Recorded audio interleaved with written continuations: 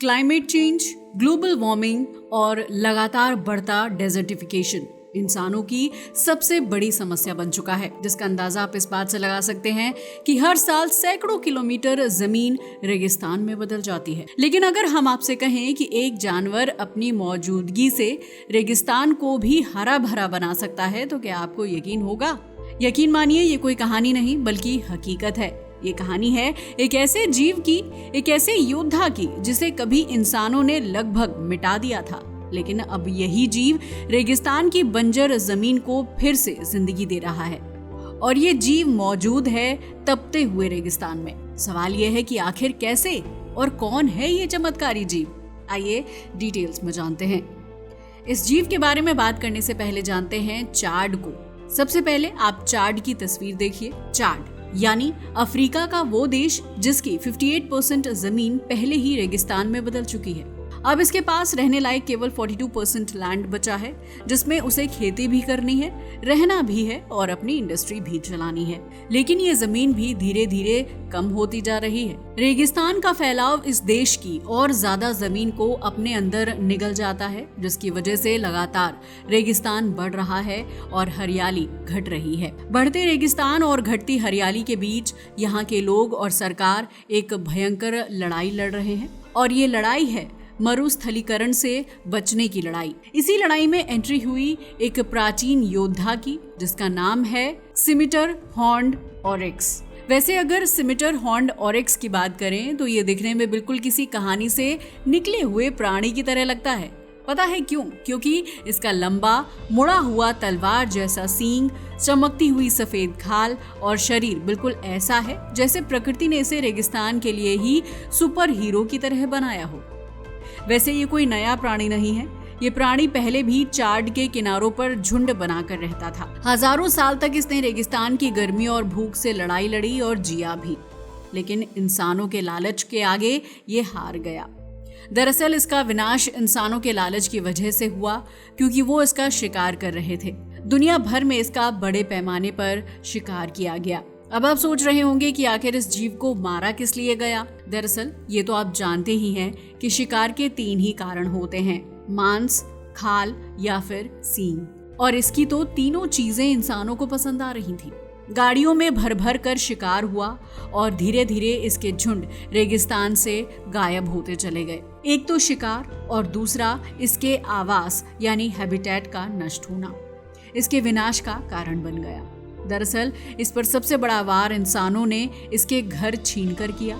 जैसे जैसे जनसंख्या बढ़ी, खेत, सड़क, बस्ती, सब जगह इंसान फैल गया और पालतू पशु, बकरी, ऊंट, भेड़, वो सब घास खा गए जो ओरेक्स के लिए बची हुई थी, जिसकी वजह से लगातार सूखे पड़ने लगे और ये जीव और भी कमजोर हो गए। 1990 के दशक में इन्हें आखिरी बार किसी ने देखा था। 2000 में तो IUCN ने इन्हें आधिकारिक रूप से जंगल से विलुप्त यानी एक्सटिंक्ट इन द वाइल्ड घोषित कर दिया था। मतलब ये केवल चिड़ियाघरों में ही दिखाई देते थे। अब सवाल ये है कि जब ये 2000 में विलुप्त घोषित हो चुका था, तो फिर अब हम इसके बारे में बात क्यों कर रहे हैं? और अब ये चाड के लिए योद्धा कैसे साबित हुआ? दरअसल कहानी यहीं खत्म नहीं हुई। असली मोड़ तब आया जब वैज्ञानिकों ने देखा कि जैसे ही ये शानदार जीव गायब हुआ, रेगिस्तान का फैलाव और भी तेज हो गया। यानी ओरेक्स केवल अपने लिए नहीं बल्कि पूरे पर्यावरण के लिए जरूरी थे। बस फिर क्या था, चाड की सरकार ने कदम उठा लिया कि इन योद्धाओं को फिर से जंगल में छोड़ा जाएगा। इस कदम का गवाह बना 2016, जब अबू धाबी से 25 ओरेक्स को हवाई जहाज में बिठाकर चाड के राइम वाडी एचएम रिजर्व में लाया गया। इतने सालों के बाद जंगल में पहली बार ये जीव फिर से उतरे और फिर चमत्कार हुआ। इसी साल जंगल में इनका पहला बच्चा पैदा हुआ। इसने साबित कर दिया कि ये प्रोजेक्ट काम कर रहा है। 2016 से 2023 के बीच दुनिया भर के 220 से ज्यादा चिड़ियाघरों से और भी ओरेक्स लाए गए। आज इनकी संख्या 500 से ऊपर पहुंच चुकी है। IUCN ने इनका दर्जा बदल दिया है। अब ये जंगल में विलुप्त नहीं बल्कि पुनः स्थापित प्रजाति यानी रीइंट्रोड्यूस्ड स्पीशीज मानी जाती हैं। सबसे दिलचस्प बात तो ये है कि ये केवल खुद को नहीं बचा रहे हैं बल्कि धरती को भी बचा रहे हैं। अपने खुर और नाखून से ये जमीन में गड्ढे करते हैं, जिससे मिट्टी का कठोर पदार्थ टूट जाता है, पानी और ऑक्सीजन अंदर चला जाता है जिससे नई हरियाली उगने लगती है। साथ ही ये जो गड्ढे होते हैं उनमें बारिश का पानी जमा हो जाता है, जिससे छोटे छोटे नखलिस्तान बन जाते हैं।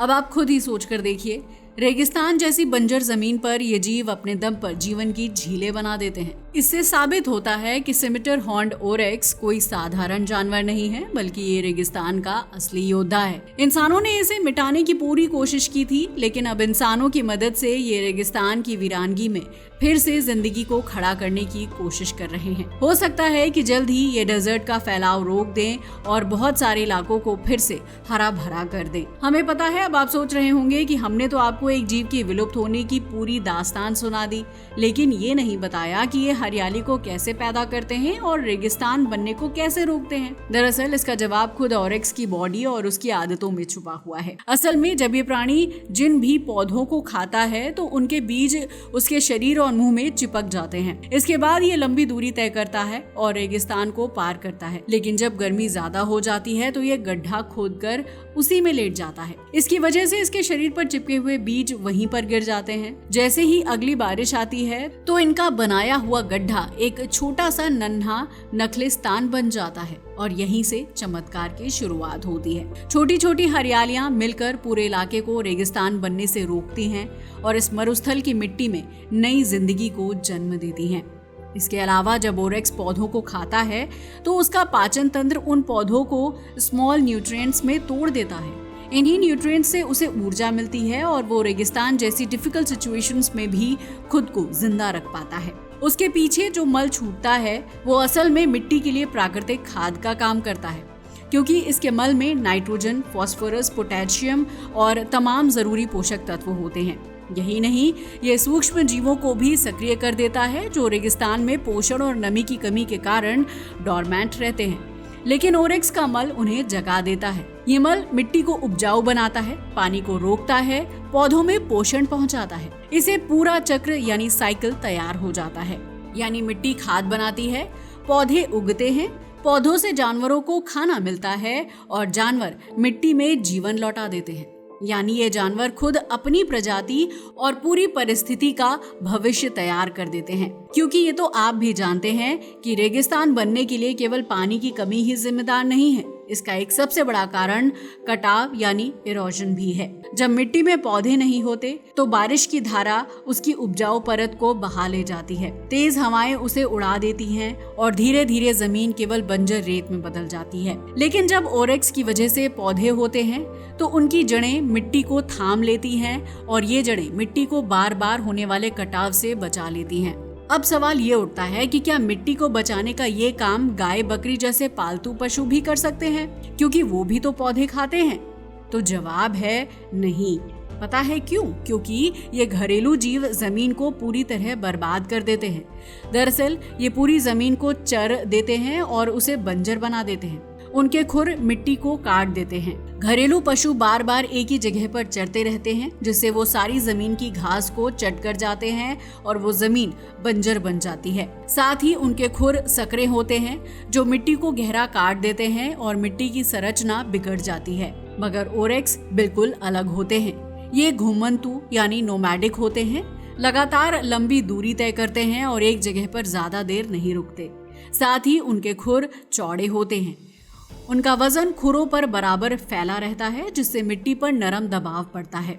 यानी न ज्यादा ढीलापन, न ज्यादा नुकसान, बस इतना ही दबाव कि मिट्टी मजबूत भी रहे और नमी भी बनी रहे। चार्ट में ओरेक्स को वापस लाने का असर केवल एक देश तक सीमित नहीं है, ये एक मॉडल बन चुका है। दरअसल इसमें स्मिथसोनियन और दूसरे संगठन भी शामिल हैं जो इस मॉडल का इस्तेमाल माली, नाइजर में भी कर रहे हैं। ट्यूनीशिया में तो 1985 से इस काम में जुटे हैं। आज वहां सबसे ज्यादा ओरेक्स आजाद घूम रहे हैं और रेगिस्तान को चुनौती देते नजर आते हैं।